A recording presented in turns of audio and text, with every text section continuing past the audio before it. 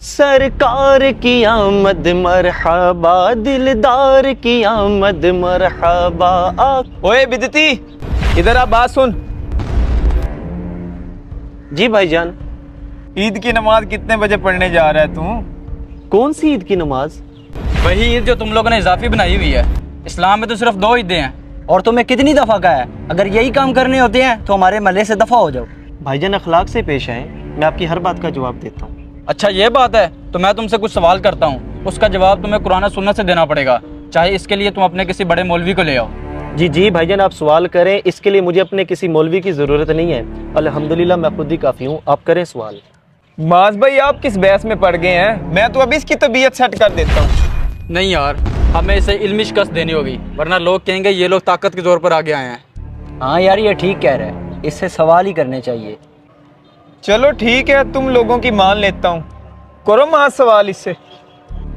پہلا سوال میرا یہ ہے، تم بتاؤ اسلام میں تو صرف 2 عیدیں ہیں، یہ تیسری تم لوگ کہاں سے لے آئے ہو؟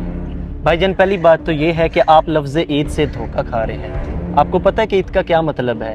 عید کا مطلب یہ ہے کہ خوشی کا اظہار کرنا، اللہ تعالیٰ کی نعمتوں کا شکر ادا کرنا۔ جیسا کہ قرآن پاک میں حضرت عیسیٰ کی قوم کے لیے آسمان سے جو دسترخوان نازل ہوا اسے بھی عید کہا گیا ہے۔ بتائیں کیا اس دن انہوں نے نماز پڑھی تھی؟ اور جمعہ بھی مسلمانوں کے لیے عید کا دن قرار دیا ہے۔ یوں تو ایک مہینے میں آپ 4 عیدیں مناتے ہیں۔ ہاں بھائی معاذ، یہ مولوی ٹھیک کہہ رہے ہیں۔ ایک منٹ بھائی، میرے بھی سوال ختم نہیں ہوئے۔ میرا دوسرا سوال یہ ہے کہ یہ تم میلاد مناتے ہو، جھنڈیاں لگاتے ہو اور لائٹیں لگاتے ہو، یہ کس صحابہ نے کیا ہے؟ بھائی جان آپ تو لفظ میلاد سے بھی دھوکہ کھا رہے ہیں۔ لفظ میلاد کا مطلب ہے پیدائش۔ کیا آپ کا اس بات پر ایمان نہیں ہے کہ حضور پیدا ہوئے ہیں؟ میلاد کی لغوی معنی یہ ہے کہ حضور کی پیدائش کا، بچپن کا، جوانی کا، کمالات کا، معجزات کا ذکر کرنا، یہ میلاد کہلاتا ہے، اور یہ تو ہر صحابی نے منایا ہے۔ او بھائی باتوں میں الجھانے کی ضرورت نہیں ہے، جو بات کرنی ہے تفصیل سے کرو۔ اچھا جی چلیں آپ تفصیل سن لیں۔ ایک بار صحابہ کرام تشریف فرما تھے اور آپس میں گفتگو فرما رہے تھے کہ نبی پاک صلی اللہ علیہ وسلم دنیا میں تشریف لائے، ہم کتنے خوش نصیب ہے کہ آپ ہم پر رحمت للعالمین بن کر آئے۔ اتنے میں نبی پاک صلی اللہ تعالیٰ علیہ وسلم تشریف لائے اور آپ صلی اللہ تعالی وسلم نے فرمایا کہ تم لوگوں کا یہ بیٹھنے کا کیا مقصد ہے، کیا گفتگو کر رہے ہو؟ تو صحابہ نے کہا یا رسول اللہ ہم تو صرف یہی باتیں کر رہے ہیں کہ آپ تشریف لائے، ہم لوگ کتنے خوش نصیب ہیں، آپ کی تشریف آوری ہوئی، آپ رحمت للعالمین بن کر آئے ہمارے لیے۔ تو نبی پاک صلی اللہ علیہ وسلم نے فرمایا کیا تم اس بات پر قسم دے سکتے ہو؟ تو صحابہ کرام نے فرمایا یا رسول اللہ ہم قسم دے سکتے ہیں، ہمارا بیٹھنے کا صرف یہی مقصد تھا۔ تو نبی پاک صلی اللہ علیہ وسلم نے فرمایا اے صحابہ میں نے تم سے قسم اس لیے نہیں لی کہ مجھے تم پر بھروسہ نہیں ہے، بلکہ اس لیے قسم لی ہے کہ ابھی کچھ دیر پہلے جبرائیل امین تشریف لائے اور انہوں نے آ کر فرمایا کہ یہ جو صحابہ آپ کے گفتگو کر رہے ہیں ان کا یہ انداز رب کو اتنا پسند آیا کہ رب فرشتوں میں فخر محسوس کر رہا ہے۔ آپ مجھے یہ بتائیں یہ جو صحابہ نے حضور کا ذکر کیا اللہ کو اتنا پسند آیا، ہم جو میلاد کی محفل میں حضور کا ذکر کرتے ہیں کیا اللہ کو یہ نہیں پسند آئے گا؟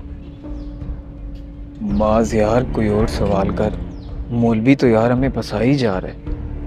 پریشان نہ ہو، اب جو سوال کرنے جا رہا ہوں میں اس کا جواب تو یہ دے ہی نہیں پائے گا کبھی بھی۔ اچھا مولوی، میرا آخری سوال یہ ہے کہ جب دین ایک دفعہ مکمل ہو گیا ہے تو یہ جھنڈیاں لگانا، یہ میلاد بنانا، یہ دین میں اضافہ نہیں ہے؟ او بھائی جان آپ مجھے یہ بتائیں کہ نبی پاک کے دور میں کیا مسجدوں میں محراب ہوتے تھے؟ کیا اذانیں سپیکروں پر دی جاتی تھی؟ کیا قرآن پاک کے حروف کے اوپر زبر زیر پیش تھی؟ کیا بخاری، مسلم، ترمذی، نسائی، ابن ماجہ، ابو داؤد جن کے حوالے ہم بڑے فخر سے دیتے ہیں کیا یہ کتابیں موجود تھیں؟ کیا یہ ساری باتیں دین میں اضافہ ہے؟ نہیں، ہرگز نہیں۔ تو پھر آپ عید میلاد النبی کو اضافہ کیوں کہہ رہے ہیں؟ میرے بھائی اصول یہ ہے کہ جس چیز کا منع نہیں نہ کیا جاتا اسلام میں وہ جائز ہوتی ہے۔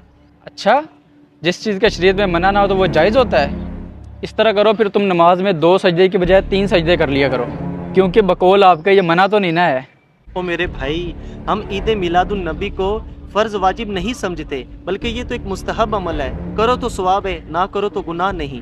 اور بھائی یہ جو آپ کہہ رہے ہیں نا کہ 2 سجدے تو تیسرا کیوں نہیں، اور بھائی وہ تو فرض ہے، میں تو مستحب کی بات کر رہا ہوں۔ اور میرے بھائی یہ جو میلاد کے موقع پر ڈھول بجاتے ہیں، لنگر پھینکتے ہیں، یہ بہت غلط کرتے ہیں، ان کو ایسا نہیں کرنا چاہیے۔ اور آپ نے کچھ پوچھنا مجھ سے؟ معاذ صاحب مولوی بالکل صحیح باتیں کر رہے ہیں، ہمیں لگتا ہے غلط بتایا گیا ہے۔ مولوی صاحب ہم آپ سے معافی چاہتے ہیں اور ہم آپ کے ساتھ مل کے میلاد مناتے ہیں۔ جی مولوی صاحب آپ بالکل ٹھیک کہہ رہے ہیں، ہم بھی آپ کے ساتھ ہیں۔ سرکار کی آمد مرحبا۔ جو لوگ میلاد پر اعتراض کرتے ہیں ان سے سوال یہ ہے کہ یوم صدیق، یوم فاروق اعظم، یوم عثمان غنی یہ کس صحابی نے منایا؟ صرف یوم مصطفیٰ پر ہی ہمیں وسوسے آتے ہیں، حالانکہ نبی پاک صلی اللہ تعالیٰ علیہ وآلہ وسلم کے یوم منانے کا حق سب سے زیادہ ہے، کیونکہ ان کے وسیلے سے ہی ہمیں تمام عیدیں اور خوشیاں نصیب ہوئی ہیں۔